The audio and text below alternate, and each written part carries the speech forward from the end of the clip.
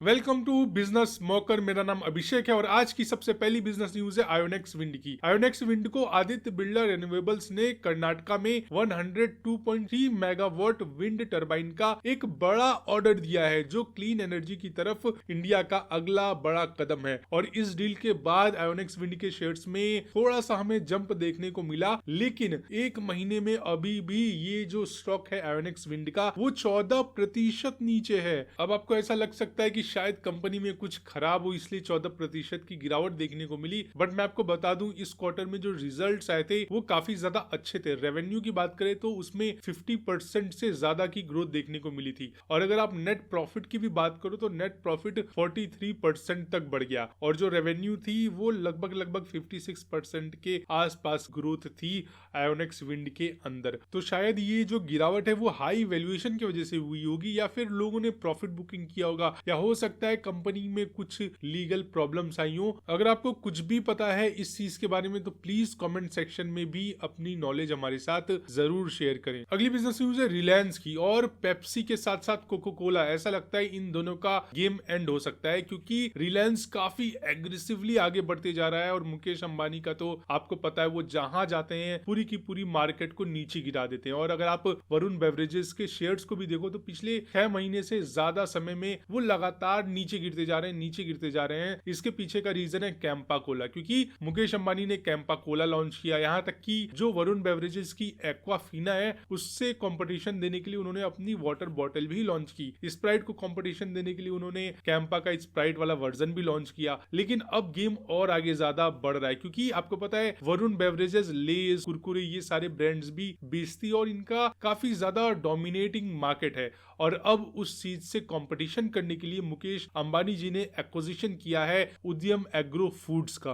अब अगर आपको उद्यम एग्रो फूड्स के बारे में नहीं पता तो मैं आपको बता दूं, साउथ इंडिया के अंदर इनकी काफी ज्यादा स्ट्रॉन्ग प्रेजेंस है, वो भी स्नैक्स के मार्केट में। और अभी बातचीत चल रही है, पूरी तरीके से एक्विजिशन हुआ नहीं है, लेकिन बहुत ज्यादा चांसेस है कि एक्विजिशन हो जाए। और जब मुकेश अंबानी ये स्नैक्स ब्रांड को अक्वायर कर लेंगे तो वो पहले साउथ इंडिया को अच्छे से कवर करने के बाद वो पूरे कंट्री में अपने डिस्ट्रीब्यूशन नेटवर्क के थ्रू इसको पैकेज्ड फूड में लॉन्च करेंगे और काफी अच्छा रिस्पॉन्स मिल सकता है। बट ऐसा होता है ना कभी कभी कि कुछ चीजें जो साउथ इंडिया की हैं वो नॉर्थ इंडिया में नहीं चलती हैं। फॉर एग्जाम्पल अगर आप देखो तो जो साउथ इंडिया है वहां पे अक्सर लोग इडली बहुत ज्यादा खाते हैं, लेकिन नॉर्थ इंडिया में जो इडली का प्रचलन है वो थोड़ा सा कम है। यहाँ भी लोगों को पसंद है, लेकिन यहाँ उतना ज्यादा लोग डेली बेसिस पे नहीं खाते हैं। अगली बिजनेस न्यूज है मारुति सुजुकी की। और मारुति सुजुकी ने टाटा मोटर्स के साथ साथ महिंद्रा एंड महिंद्रा को भी खतरे में डाल दिया है। और इवन अगर आप टाटा मोटर्स का परफॉर्मेंस देखो तो पिछले 6 महीनों में ये स्टॉक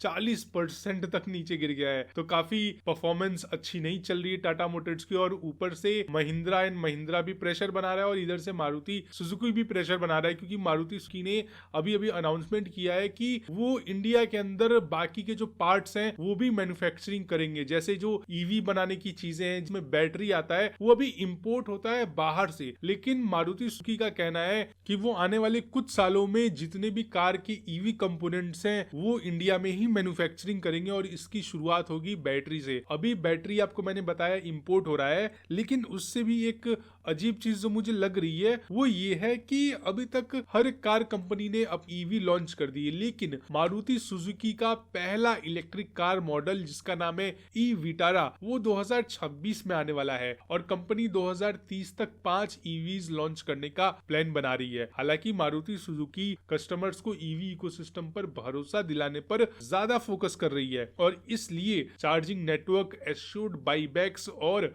आफ्टर सेल सर्विस पर भी काफी अच्छे से काम कर रही है मारुति सुजुकी। तो ऐसा लगता है मारुति सुजुकी भले से लेट आएगी लेकिन बिल्कुल सॉलिड तैयारी के साथ आएगी। अगली बिजनेस न्यूज है जॉनसन एंड जॉनसन की। और ये न्यूज आपके लिए भी इंपॉर्टेंट है अगर आपके बच्चे हैं या फिर आपके बच्चे होने वाले हैं, तो प्लीज बहुत ही ध्यान से सुनिएगा, क्योंकि जॉनसन एंड जॉनसन के ऊपर कैलिफोर्निया की जूरी ने $40 मिलियन का जुर्माना ठोक दिया है। ये केस है 2 महिलाओं का जिनको ओवेरियन कैंसर हो गया था, जिन्होंने 40 साल तक कंपनी का बेबी पाउडर यूज किया था। जूरी ने माना कि जॉनसन एंड जॉनसन को अपने टाल्क बेस्ड प्रोडक्ट के नुकसान पहले से ही पता थे, पर कस्टमर्स को वार्निंग नहीं दी जॉनसन एंड जॉनसन ने। और मैं आपको एक चीज और बताऊं, ये जो कंपनी है ये बहुत ही वाहियात है। कंपनी ने डायरेक्ट मना कर दिया कि उनका इस कैंसर वाली चीज से उनके प्रोडक्ट का डायरेक्ट कोई भी लिंक नहीं है। जबकि अगर आप ध्यान से समझो तो अभी भी जॉनसन एंड जॉनसन के ऊपर 67,000 केसेस पेंडिंग है, और ये सभी केसेस हेल्थ से रिलेटेड है या तो मेजरली कैंसर से रिलेटेड है। तो फिर आप समझ जाओ, अगर आप जॉनसन एंड जॉनसन यूज कर रहे हो, आप अपने बच्चों के ऊपर उनका प्रोडक्ट यूज कर रहे हो, तो फिर आप अपने बच्चों को खतरे में डाल रहे हो। अगली बिजनेस न्यूज है एसईपीसी की। एसईपीसी ने मध्य प्रदेश के शाहदौल डिस्ट्रिक्ट में Rampur Batoura open cast coal mine project के लिए JARPL80 कंसोर्टियम के साथ 3,300 करोड़ रुपीस का बड़ा माइनिंग कॉन्ट्रैक्ट साइन किया है। और ये जो प्रोजेक्ट है 3,300 करोड़ का, इसका टेन्योर 10 साल का है, जिसमें SEPC mining material, machinery, manpower और प्रोजेक्ट मैनेजमेंट की पूरी सर्विस देगी। और ऑर्डर मिलते ही कंपनी के शेयर्स में 10% से ज्यादा की तेजी हमें देखने को मिली, और पिछले 5 दिन में इस स्टॉक ने 16% का रिटर्न दिया है, जो एसपीसी के माइनिंग पोर्टफोलियो को और ज्यादा स्ट्रॉन्ग बनाता है। अगली बिजनेस न्यूज है व्हाट्सएप की, और NCLAT ने व्हाट्सएप को कड़ा निर्देश दे दिया है। और मुझे तो लगता है कि इंस्टाग्राम के ऊपर भी कड़े निर्देश आने चाहिए, जैसा कि बाहर की कुछ कंट्रीज ने किया है कि 16 साल या फिर 16 साल से कम के बच्चे इंस्टाग्राम यूज ही नहीं कर सकते। तो NCLAT ने फिलहाल व्हाट्सएप को ये क्लियर मैसेज दिया है कि अब जो भी एड्स हैं वो तो एक अलग बात है, बट जो एड के बिना भी डेटा लिया जाता है व्हाट्सएप के द्वारा, उसमें यूजर्स का कंसेंट लेना जरूरी है, चाहे डेटा मेटा कंपनीज के साथ ही शेयर क्यों नहीं किया जा रहा हो। ट्रिब्यूनल ने यह भी बोला कि यूजर्स को हर एक स्टेज पे ऑप्ट इन या फिर ऑप्ट आउट का ऑप्शन मिलना चाहिए, ताकि 2021 वाली फोर्स पॉलिसी का एक्सप्लॉयटेशन खत्म हो। और व्हाट्सएप को सिर्फ 3 महीने का ही समय दिया गया है, और अगर व्हाट्सएप ने 3 महीने के अंदर पूरा का पूरा सिस्टम नहीं चेंज किया तो पेनल्टी पड़ सकती है व्हाट्सएप के ऊपर। अगली बिजनेस न्यूज है MTAR टेक्नोलॉजीज की। MTAR टेक्नोलॉजीज को अपने ही एक इंटरनेशनल क्लाइंट से अमेंड किया हुआ एक ऑर्डर मिला है, और ये ऑर्डर है 370.56 करोड़ रुपीस का।